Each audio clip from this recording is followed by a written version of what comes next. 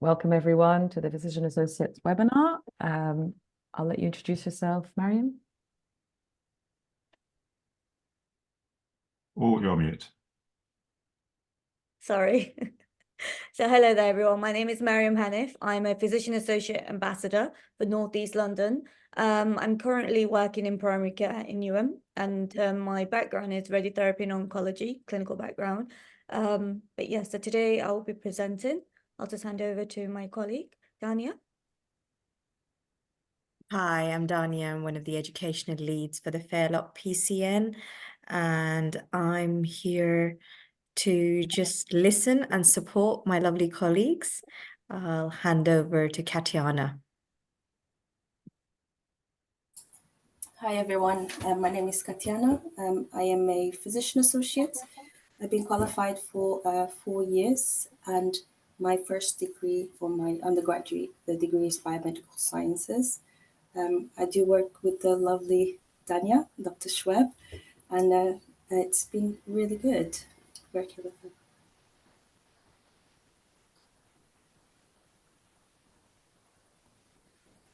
Thank you, Kat. I'll hand over to Mariam. So shall we get started then? I'm just going to share my screen in a moment.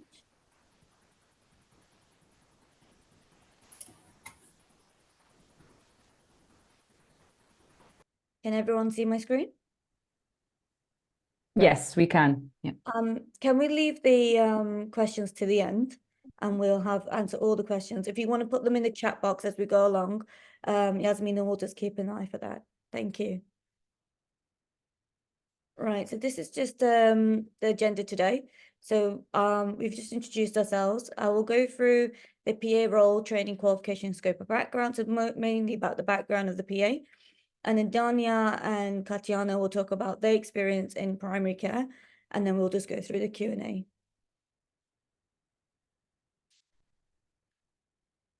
Give me a second, sorry.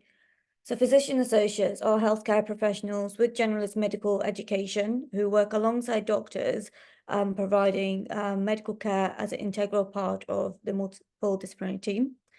And they work under the supervision of a fully trained and experienced doctor.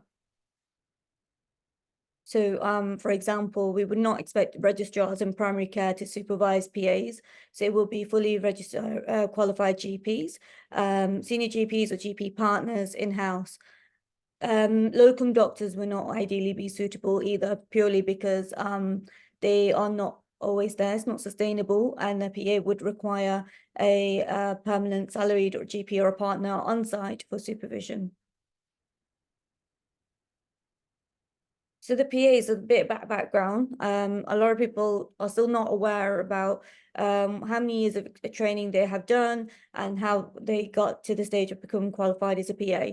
So universities would expect a PA to have an undergraduate degree, life sciences or allied health profession with minimum 2-1 before they can go into the PA masters or a PGDIP course. Majority of the PAs have a biomedical science degree, 80% of them.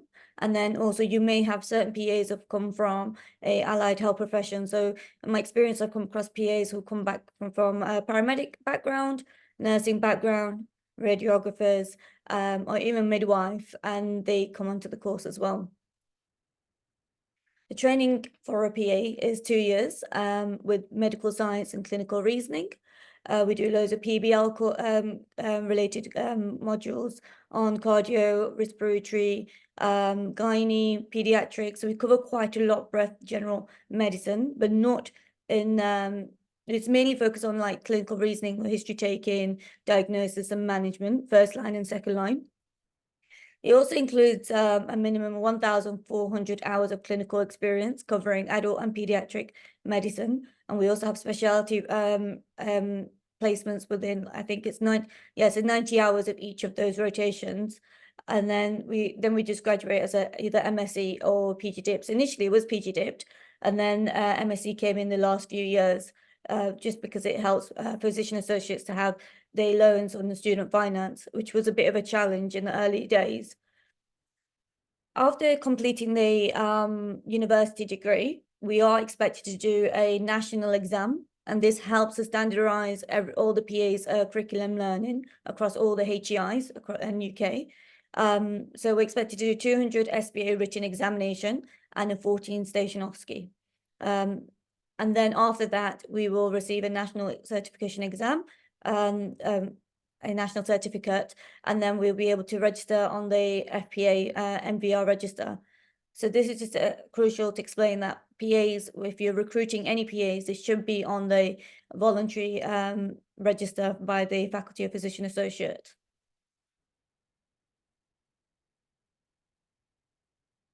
So there's currently no statutory regulation for physician associates. So we have been here since 2003. So it's been over like 20 years. And we're still we're expecting GMC regulation likely to happen this year towards 2025. So every year we always get put back, and we have been waiting, I think since from 2018, I think I've been waiting as well for this regulation is going to happen, and it still hasn't. But at the moment, it's currently going in the House of Lords parliamentary, trying to regulate, put some patient safety measures in place. However, we do have the voluntary register housed by the Faculty of Physician Associates, the Royal College of Physicians.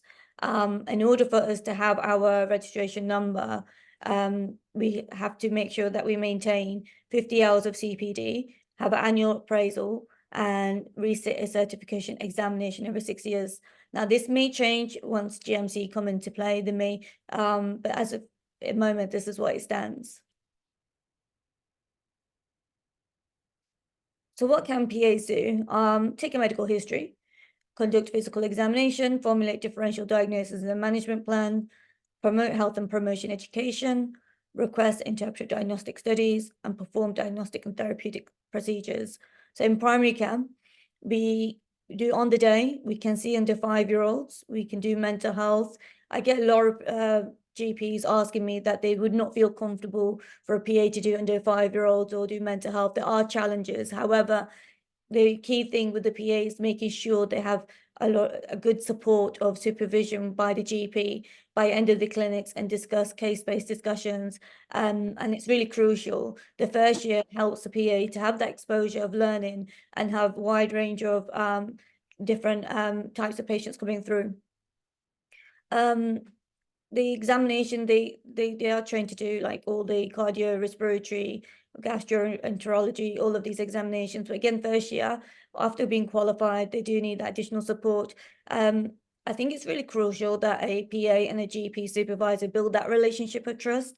And the only way is the GP assess that PA's clinical competence. So after passing nationals, making sure that they have case-based discussions, or they go through the management plans. How did they come to that differential diagnosis? As an educator, you just assess them as you would expect for like a GP trainee. And also the PAs can... Hello? Can you just mute your thank you. Sorry. Yeah, sorry. So again, path labs and ECG interpretation and documents. Again, I would not expect a PA in the first year to jump straight into the laboratory results interpretation. Again, they would need some support by the GP supervisor. The diagnostic therapeutics in hospital PAs are, we were trained to do cannulas, venipunctures, ECG interpretation under the supervision of a consultant. Currently, PAs in secondary care are doing lumbar punctures, ascitic drains, qualified like 3 or 4 years post their registration. So they do have a wide range of clinical skills and competence that they can deliver. And I think the beauty of having a PA is that you can mold them in your general practice of their needs, demographic needs. I mean, I had one GP ask me whether they can recruit PA to do pediatrics and vaccination. And of course they can, with the right training and further training and support, they're able to do that with further, yeah. So again, it's just more molding that PA into the needs of the demographics in that area of the borough. So non-clinical work, so practice correspondence, so documents, letters from hospitals, initiating medication, anything related to sick notes. Again, PAs, we can't sign sick notes, but we can make a clinical decision or based on the history. So if I have a mental health patient that is, going through depression, who's not well, and they need some time off of work, I'm able to make that decision. But then I would ask my GP to do the sick note for me, or anyone with like chronic conditions or anything like that. Audits, so a lot of QI projects that we do undertake. Leadership roles, so a few PAs that do go on to leadership, advocating the PA role, going into taking on clinical lead roles in PCNs, so like the cancer projects or the cardiovascular QOF leads, they'll take on hypertension clinics. I've come across PAs do take on as well, part of the PCNs. There are certain PAs that are PCN directors in certain areas in the UK. I think there's very few, probably one or two, but that's with those PAs that have had a lot of experience since qualified, probably post 8 years qualified, and they decide to go and expand further on that. Sitting and leading on MDT meetings. So as a PA my first year, my clinical supervisor would encourage me to host our weekly MDT meetings, facilitate that, discuss about significant events, and again, building on my skills. And then teaching for students. So you may have PA students, medical students, nursing students, PAs have known to demonstrate certain sessions in-house. And then also they can go into universities and support the PAs in the training there as well. So I'm just going to go on to about the preceptorship. So we have a preceptorship program in London, and for North East London, we have 11 places. And the whole purpose of having the preceptorship is to support the development of a PA in clinical and professional, after they post-qualified, once graduating, basically. So they have highlighted the first year for newly qualified PAs. There are challenges for them, settling in, learning the environment, EMIS, coming across complex or even like cases that they would want to discuss. So the 5,000 is there to support the general practices for supervision, training, and support in the first 12 months.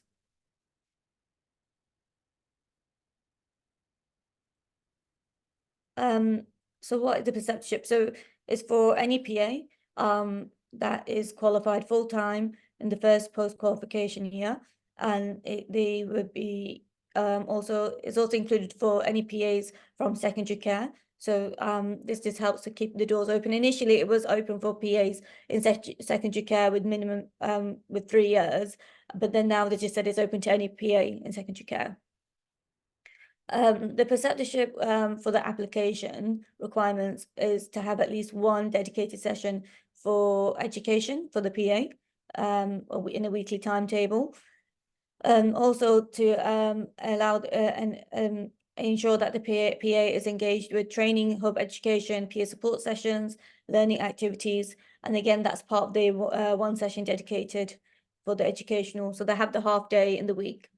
They can also attend like PLT sessions, NHS England forums, PAs, teaching, CPD events. The NHS England currently have like quarterly sessions, monthly CPD teaching sessions, and it's all for free for PAs. And again, they were created to support PAs for preceptorship. For a PA to be enrolled on the preceptorship program, they should be on the a voluntary register. So the process of the application. So I would say if a GP practice already knows a part of the PCN, they would like to recruit a PA, they must, once they're recruited and process the interview and offer the job confirmation, definitely fill in the application, because it can take up to 3 to 6 months just for the process, approving and making sure the funding gets to the practice. Once you completed the application, you send it to your local borough training hub, which will be Paul for PHR, and then Paul will hand it over to me or me to go through and approve the criteria and see if the PA is applicable. And there's quite a lengthy bit of a checklist, and you would also have the copy of that in part of the application. And once the North East London Training Hub approve it, then we will also request a copy of a timetable. So an example of which I'll show later, like how many patient-facing sessions the PA would have, how much the session, whether they have the educational half day in the week, and what basically if they have the supervision there. So just to check, and it correlates with the application requirements. The preceptorship funding is actually a decision based on the clinical supervisor and practice manager. So in the past, I've had PAs ask about, oh, I'm on the preceptorship course, this £5,000 for me and my development. It's not actually exactly the case.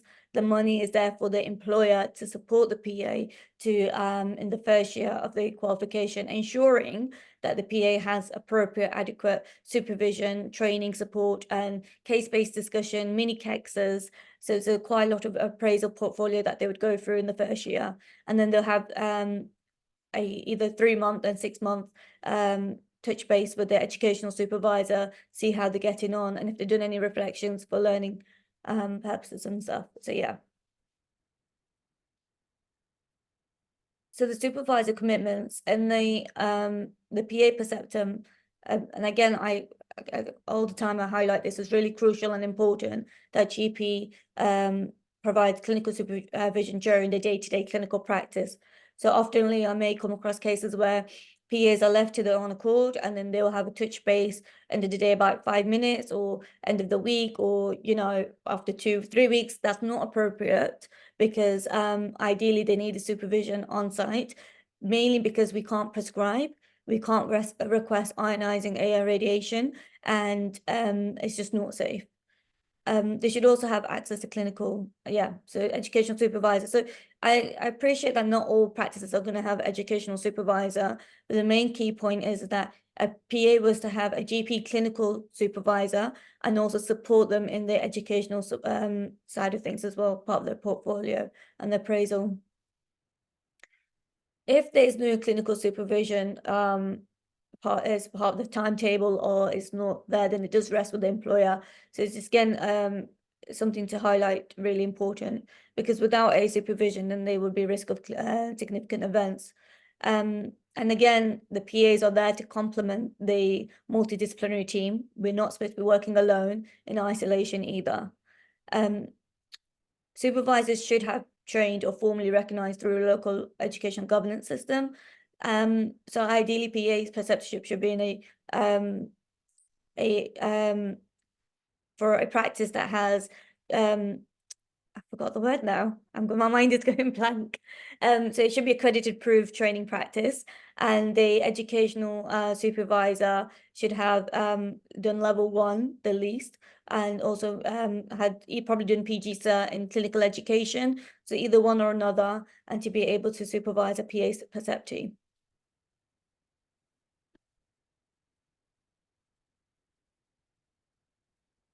So part of the preceptorship, a PA should have a mentor, and that comes from the budget from the £5,000. So a local professional support can be provided through any senior PA. And also the training hubs will have some PAs or coach trained as well. So I have about 4 across Northeast London, which, Paul, if you would like to reach out to them and support your PA preceptees in the local borough. This has to be external. So if you do have PA like Katiana, who's already senior and experienced PA, and you decide to recruit a PA within the same PCN, it's not idealistic. It's a conflict of interest, and also it should be somebody external. So it could be ideally another practice that you might know a PA that you say, could you mentor my PA, or you could contact the training hub for further support. It could be a local PA ambassador, so it could be somebody like myself. And again, the whole aim is there to provide pastoral professional support outside the clinical relationship. So my role will not, as a mentorship, we will not be giving any clinical advice. We will not be discussing any case-based discussion or anything. It's mainly to support the more of a the professional development, the appraisal, any questions that they're not aware about, or how if they need any support. So yeah. So examples of learning activities are part of CPD.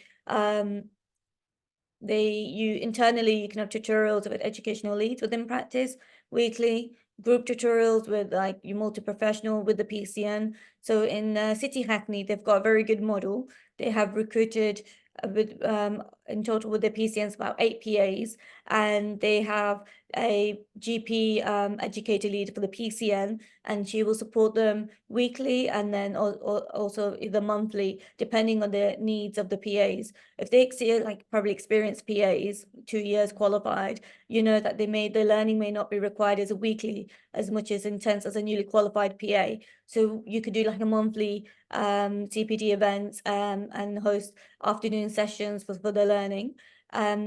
You can also, there's a PA forum for the Northeast London. We are going to change that. We may most likely go quarterly for the preceptorships and support PAs as well for that. And they get credited CPD points from the FPA. There are additional program and courses that you may want your PA to enroll onto. So diabetes or asthma, COPD clinics, sexual health training, so cytology training or ARTP. So I know that's currently one of the SNS for the PCNs. And we don't have many ARTP qualified professionals, as in from nurses and PAs. So if something that you'd like to upskill them, you can. Childhood immunization, and then if you would like your PA to be a mentor or a coach for anyone in the PCN, that would be also great. So like for myself, I'm a coach, so I can coach and support pharmacists, nurses, and just again, it's not related to clinical. Again, it's developing and supporting them, whether they have interest in leadership or they have a specialty of interest of training, and we're just there to support them. So as a PA, myself, I went into leadership, and then also now I'm thinking of embarking a journey on women's health and trying to do my LARC and my cytology training, and hopefully just more focus on women's health hubs. I have colleagues, a PA that's accredited with ARTB. So there are 2 PAs in North Central London that do spirometry clinics, and they do the ARTP diagnostics, and then they also do the clinical diagnosis, and then they do the management as well under the supervision of a doctor or a consultant. And that's currently the specification that we have for even from the ICB. So again, over time, when you have a PA, the first year will come across quite intense.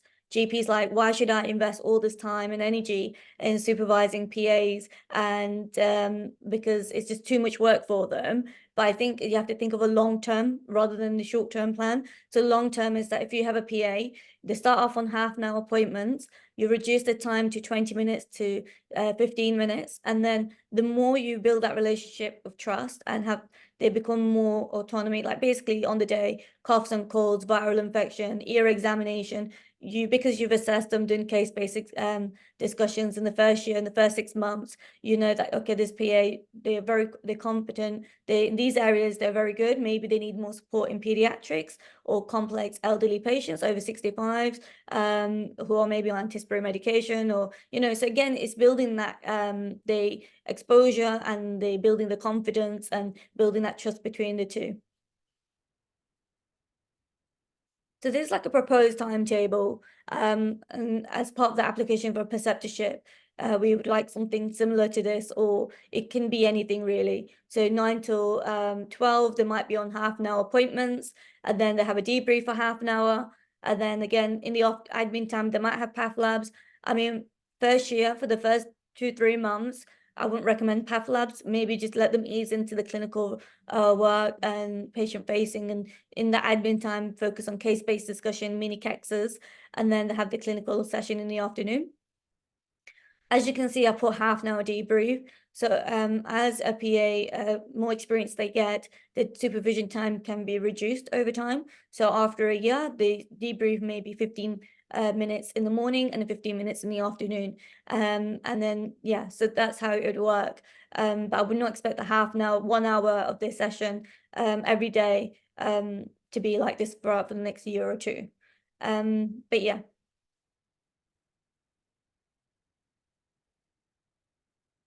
So I was not on the preceptorship program, and I was working.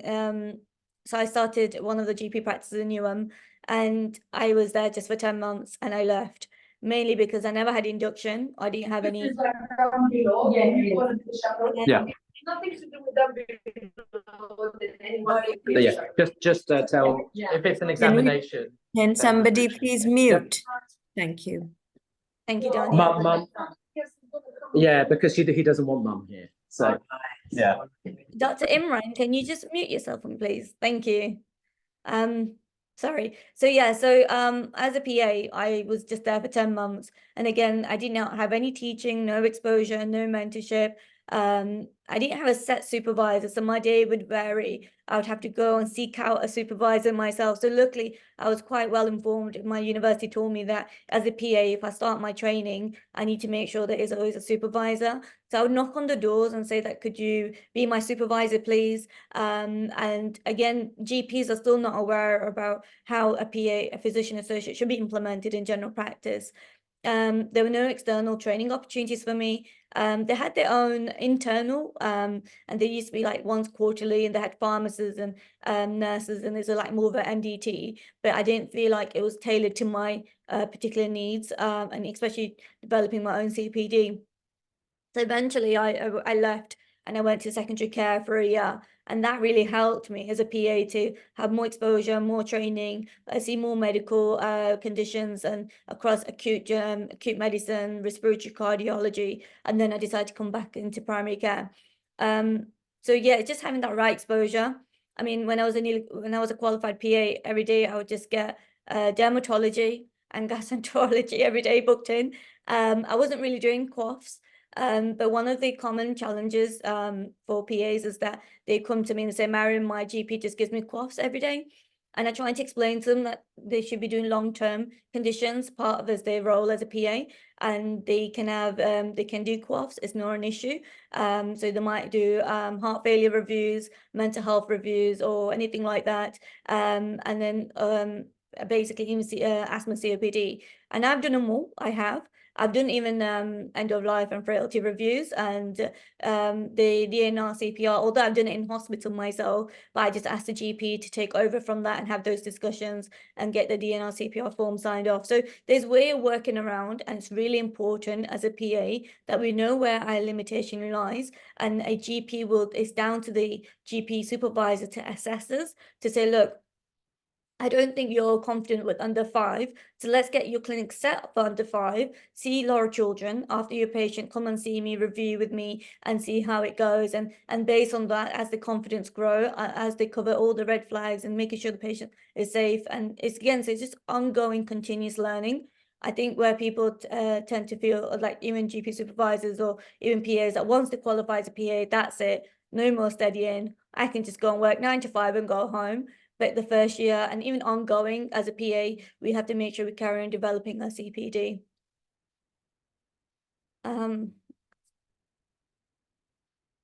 So before I go on to the next slide, for questions, I'm going to hand over to Dania and Katiana. Thank you. I think there was a hand up from Dr. Mohammed. He wanted to ask some question, and then yeah, happy to take over. Dania. Yeah, sorry. Quite nice presentation. So now I will just go back to your last slide, like about when you mentioned about the Newham. But did we had a look into it, because they have got the highest recruitment rate? So this is where and the high numbers of people they resign as well. You know, it's not good. I don't know what is not right over there. So, Mr. Mohammed, so I'm talking about my experience about 4 years ago. What do you? So at that time, as an ambassador, when I started, we only had 8 PAs in the borough 4 years ago. That's what I'm talking about. Now I've come back to Newham, and yes, you are right. But at the moment, there are 8 PAs in one practice, okay? So yeah, sorry. So I said like there are 8 PAs in one practice now, but all of them, they resign after 2 months or 3 months. So did we had a look at that kind of education model, like what can be improved to support in that specific areas, you know, like, so I agree all this developmental plan, education supervisor, clinical supervision. Mm-hmm. Okay. So are the PAs not aware what they are signing for? Do they ask beforehand as a part of the contract? What is the requirement? So this is the issue. So when we have a PA recruited, PAs do not know what to ask in the interview. They're just excited they have a job. And then afterwards, so I think over the last 3 years, there's been a huge development for PAs, retaining them in Northeast London. So as an ambassador, when I started, we only had probably about, I don't know, 25 in a database or something like that, 20, less than that. Now we have about 86 across Northeast London. And that is because we're making awareness that there are training development opportunities out there through the NHS England. And we have created a forum as an L database. So we had contact, peer support, teaching those issues with the preceptorships. So some PAs were not aware they were on preceptorship, some PAs were. So retaining them and introducing, like, so in Northeast London, we introduced a PG cert clinical education. And again, that has helped for retaining them and giving them a scope to progress further in their role.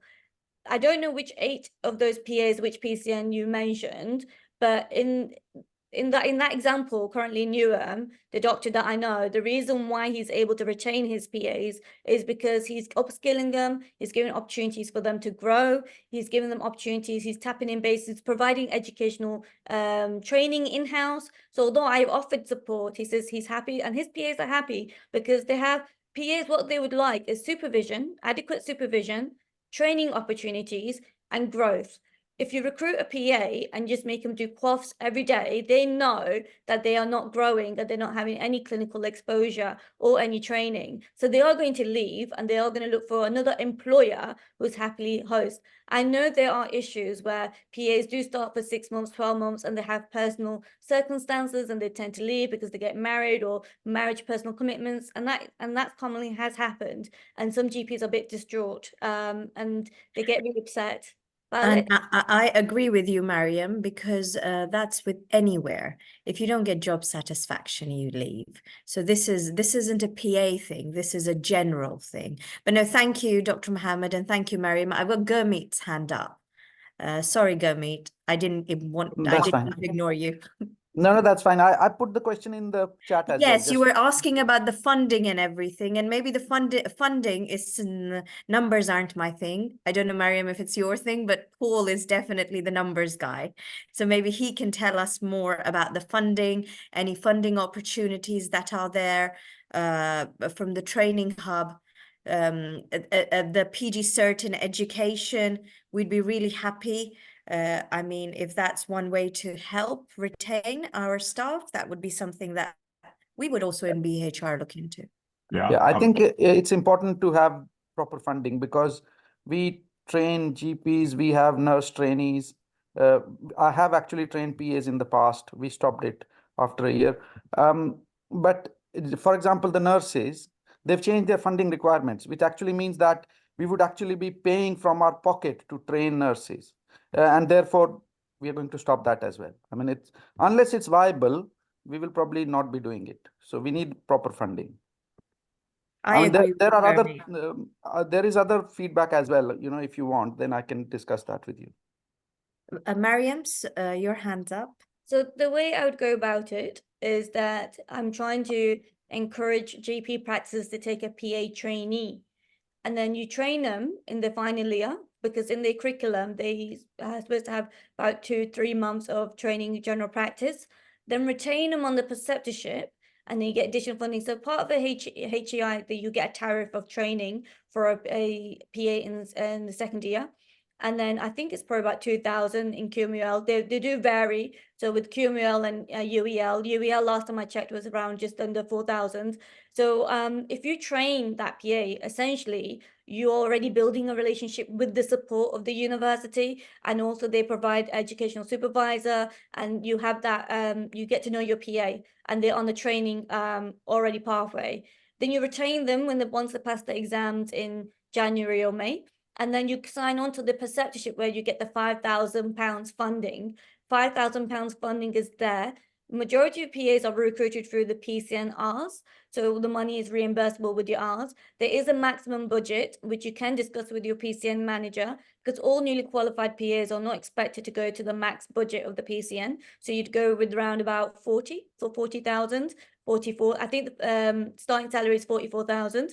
And then you can get, so what some PCNs are doing in the model, they're recruiting PAs through the PCN, and then they have a dedicated educational supervisor, and then they work together collectively and making sure that those PAs, and what they do is also that those PAs are staying in one GP practice or two, but they don't go around in all of the PCN practices. So you probably want to recruit about 4 PAs and then start building your network that way and retain them. And then that way you're doing it through the PCN's R's funding as well. There are PAs apprenticeship, but that is not coming into process at the moment. And you might see that's part of your R's as well. And that is slightly different. And that probably come into 2025 now, because we're waiting for the curriculum to be developed for the apprenticeship route as well. So there are many different ways and models. If you want to just privately recruit your own PA in-house practice, that works well as well. But then again, is the question, Gurmeet, that you've asked about the funding as well. So Mariam, if you wouldn't mind, if you've got all that funding, just to follow on from what Gurmeet has said, if you've got any of that funding information in writing, maybe you can send that to me, Gurmeet, and Paul, and we can maybe then formalize it. So maybe there's a lack of awareness, which is why we're running the webinar today. And maybe when people go through this webinar and they know of the opportunities available and they know that sufficient funding is there, that we don't have to pay out of our pocket, maybe then it'll be more viable, because like you said, it's relationship, right? If you build a relationship, you get people to stay. People stay for people, not always for money. Exactly. I think, is there any other questions that you'd like to ask, or? Is there any other question from anybody else that you'd like to put through? Otherwise, I'd be more than happy to pass on to Katiana, who would be able to share her experience of, actually, we've got nearly the whole of the Willows practice here so, to support us. So just sharing experience of how support does matter, and everything that Mariam has said actually resonates, because it's the support and it's the people that make you stay. But Katiana, over to you. Sorry, Mariam, did you want to say something beforehand? I'll say something in the end. I just want to clarify, but you go ahead. Okay, so well, I guess I'm going to give you a sort of a real life experience of what has been for me being a physician associate. As I said in the beginning, I've been a PA for 4 years, and for 4 years I have been working in primary care only, mainly. So I've started off actually worked 3 different boroughs.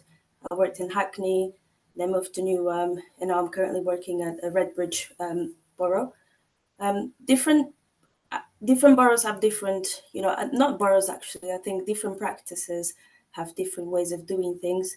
When I first started, very freshly graduate, the practice that I started working in didn't have any PAs. I think I was their first physician associate, or maybe second, but there wasn't much structure. And as Maria mentioned in the interview, it's quite difficult to know because I was a student when I was interviewing, I was excited to have an opportunity and didn't quite know what to ask, different things, and knowing what kind of support I would have. So I did, get the job. I passed the interview, started working.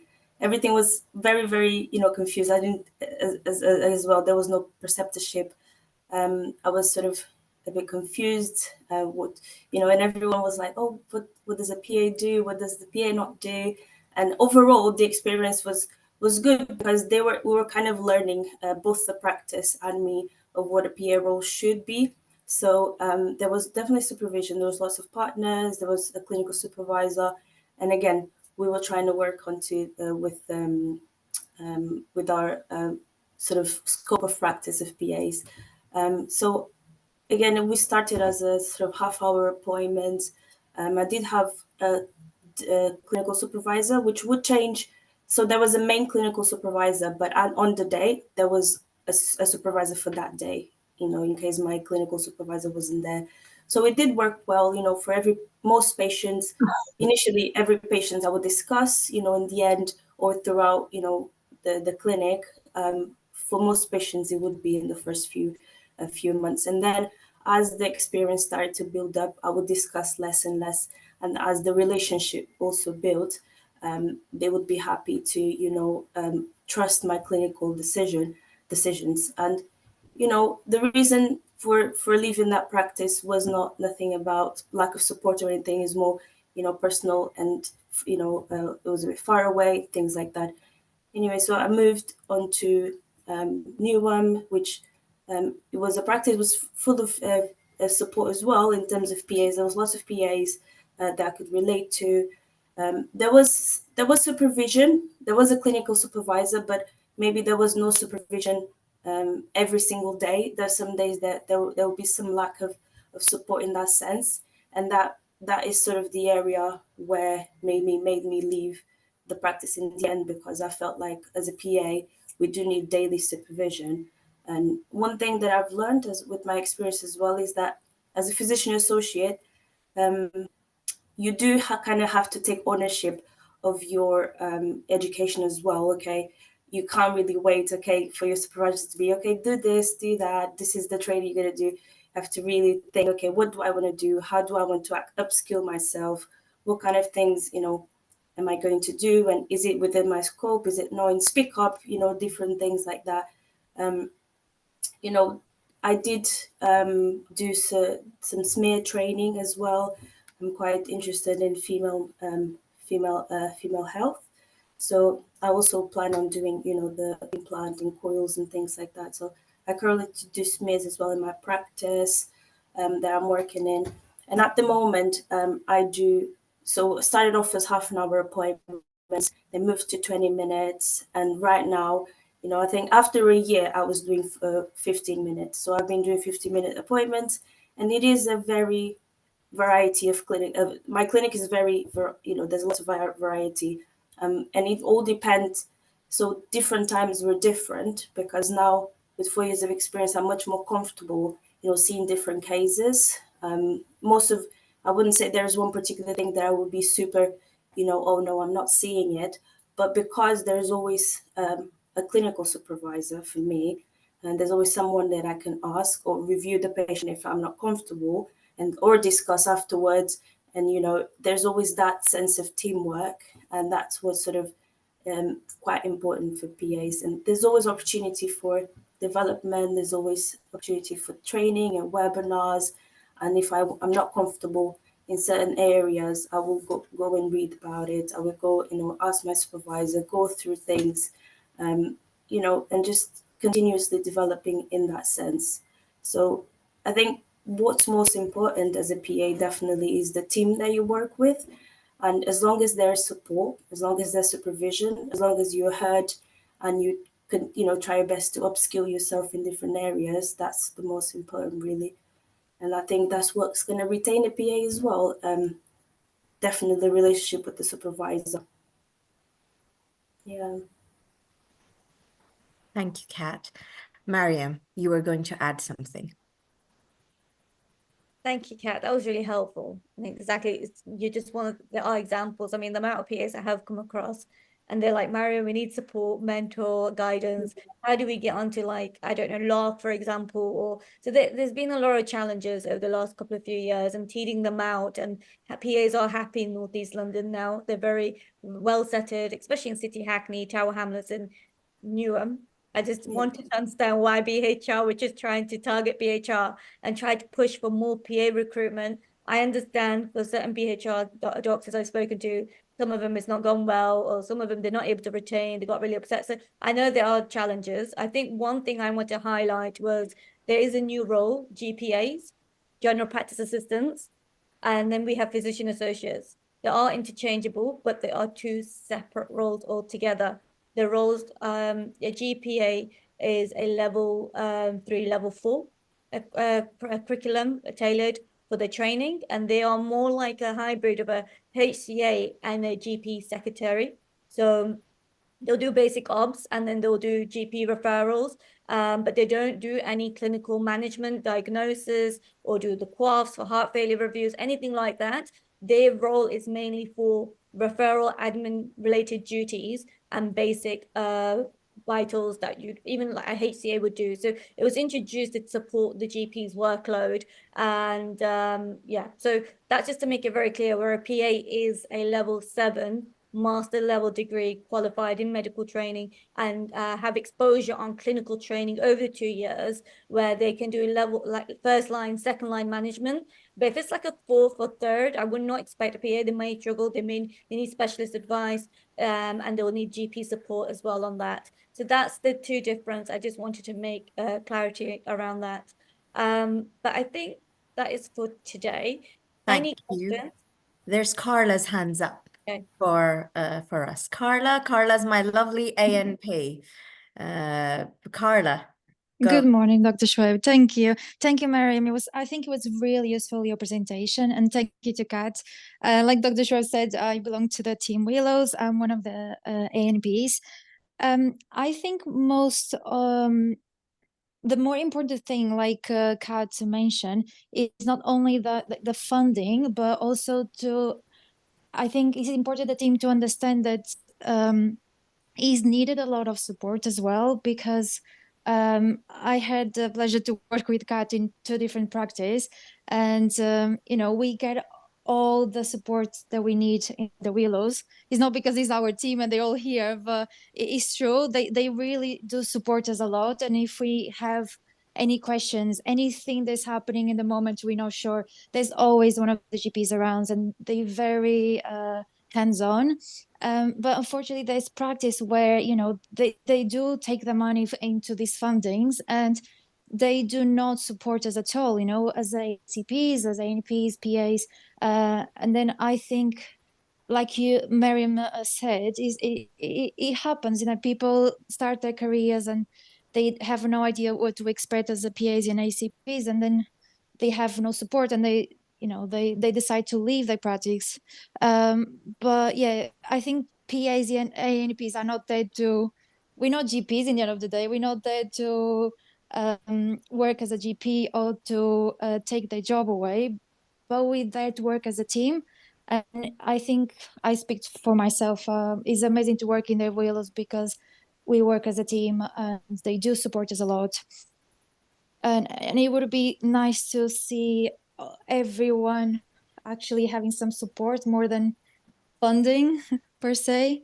But yeah, it was really useful, your presentation. Thank you so much. That's my 10 cents on this subject. Thank you so much. Can I just add, Mariam, just all I can say is I've had the pleasure of working with Kat. I've worked with PAs and everything, and everything you've said resonates. Every single thing. It's actually the support. I mean, we're there just not for clinical advice. We're there to vent to each other as well. I mean, if things don't go well, why? So we are there for each other, and just not in a professional, personal capacity. We support each other. We understand each other. And then we are happy to see our team grow and shine. So I've got Kat, and the day she's on annual leave, I tell her, can I go on annual leave on those days too, please, with you? So I definitely resonate with that, because I work in out of hours now as a PA, and my relationship with the GP supervisor, it's not just we're colleagues. So they were like, well, do you know, Mariam, what do you think about this case? And we become more colleagues, and they're still supervising, but we have that. I think as a GP and a PA, the relationship complements one another, even for pharmacists and nurses, ANPs. So there's been a model where I was working with pharmacists, ANP, it's like an MDT. We had a room shared together. This is like COVID time, basically. And the pharmacist had very good wealth knowledge of medication that I lacked in my first year, but I was able to bring the clinical examination and the history taking. So again, one or another, we worked very well, complementing each other and supporting them and growing together and sharing experience. And when it came to GP, I think over time in out of hours, my GPs are like just exactly what you described, Dania, yourself with Katiano, where we sat together, we have a bit of cup of tea, reflect on a day. Like yesterday, I had a case and I was venting. Oh, patient was so rude, but and then I'll go speak to my GP supervisor, and it's really good, because some days can be very difficult. Some days are very pleasant, and we have really good days where we talk about, and again, it's for health and well-being as well. We're having that good multidisciplinary team, promoting positive culture, learning culture, and it reduces risk of significant events. And history has mentioned that many times, research has mentioned that many times. So it works very well. It does, it does. And actually, that's the whole point of the training hub of Paul and Yasmina and everyone. The whole aim of these webinars is to develop a multidisciplinary team approach.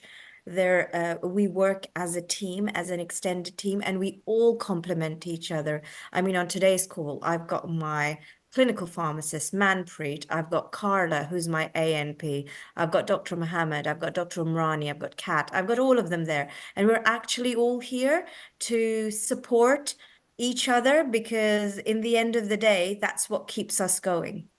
So no, thank you very much. There's a question in the chat, Mariam, for you. Do you send any of your PAs for home visit? I replied to that saying that because we are as GPs, I personally, me and Dr. Mohammed and Dr. Umrani, we take ownership and we do the home visits. But then again, this is practice specific, but I don't know what your take on it is. So I did my training in Sheffield. The geriatric demographic is a lot higher than London, and PAs are sent on home visits there. And I don't see why not. PAs can do home visits.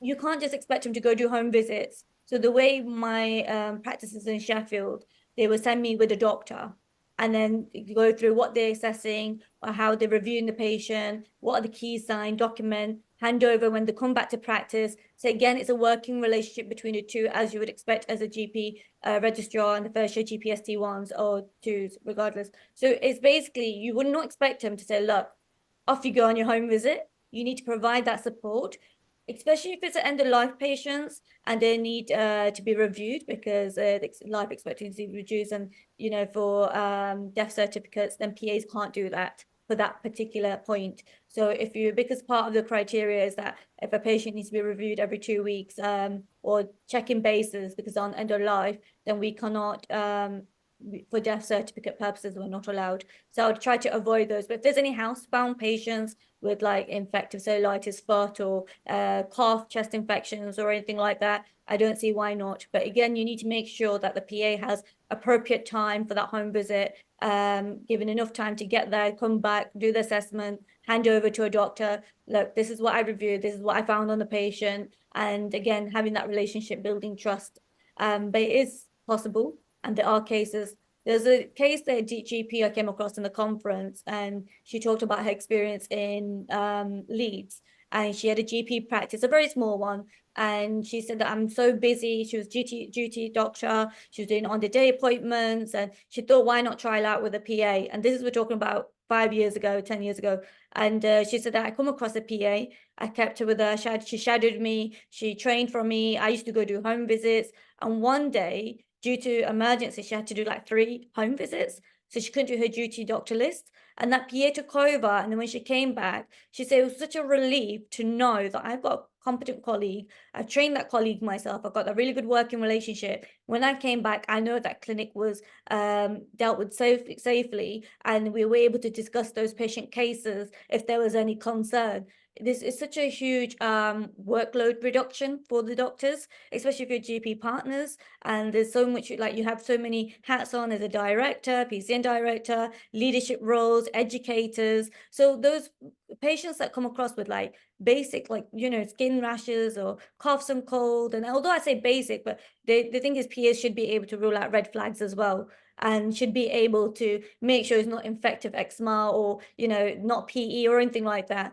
The case that did recently happen back in North Central London, an unfortunate incident, there was a lot of practicalities there. So for example, there was no supervision.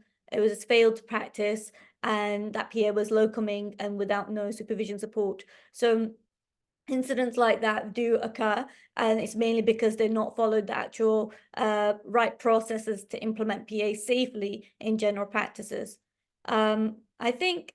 I hope that answers all your questions. It does. It does. Thank you so much, Mariam. Before we break, can I please ask everybody to give feedback, just because it helps us gauge an understanding for future webinars. I've done my feedback. I want to know, Paul, how you're going to get us funding. And Mariam, sorry, your hand's up.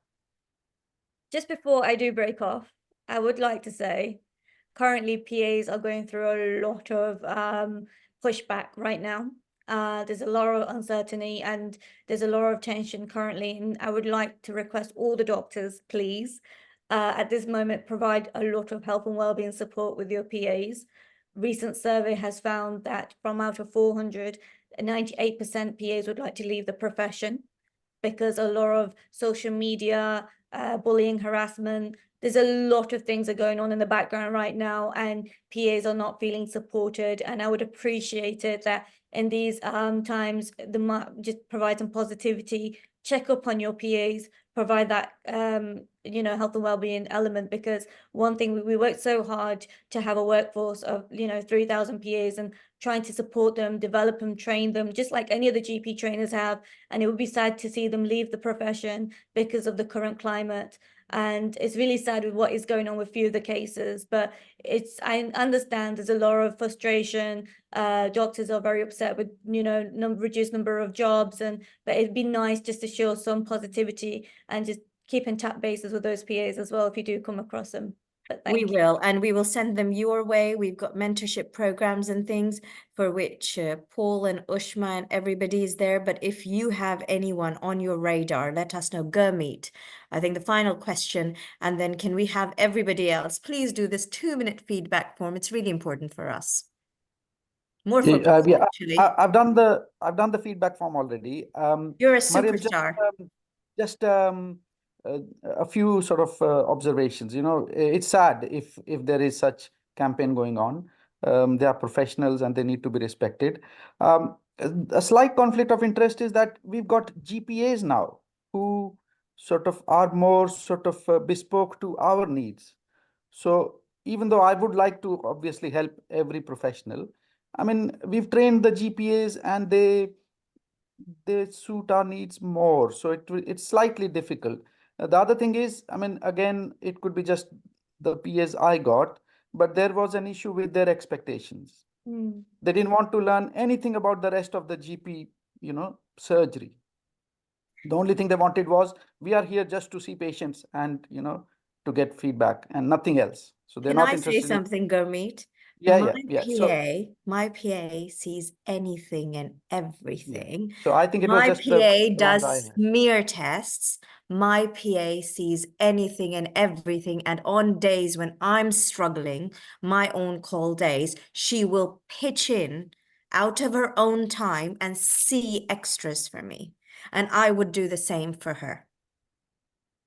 So I'll probably just poach her then. No, joking. So yes, I think there is You've got this, 2 partners here, 3 partners here. So I think And then I'll get back to Mariam and all of them. I think that is the other thing that needs to be sort of set right. Their expectations and what we expect, how we expect them to learn and work with us. So that would be, I mean, that's why I gave up training, because the expectations didn't match at all. Gurmeet, you're lovely. Gurmeet, you're lovely. You need to, the PAs need to see the real you.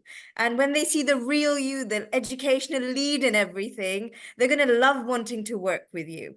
So, Gurmeet, I do understand. I am a PA educator. So we have when I was working in practice as PA lead, I had a model where my GP would supervise me and then my educational role with the newly qualified PA. So it was like a very good pyramid that we had. And I did have a PA, and there were challenges of her expectations of what she wanted to do. She wanted to go steadfast, start prescribing, requesting, medication and stuff. I think this is a challenge as an educator.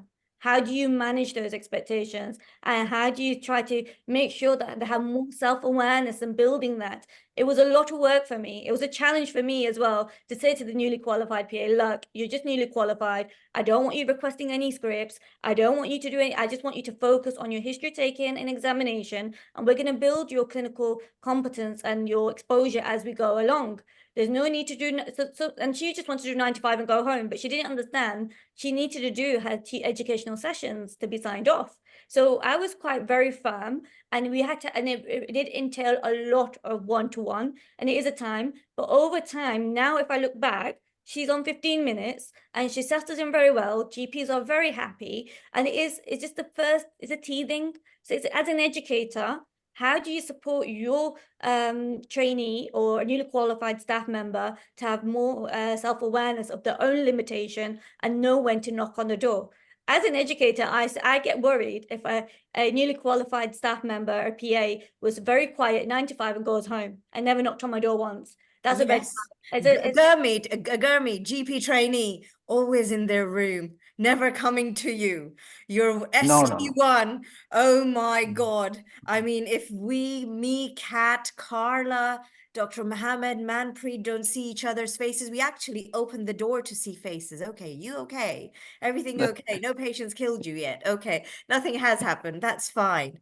So it's there. So we knock on the door, and Gurmeet, you of all people in the world, you're a person, people's person.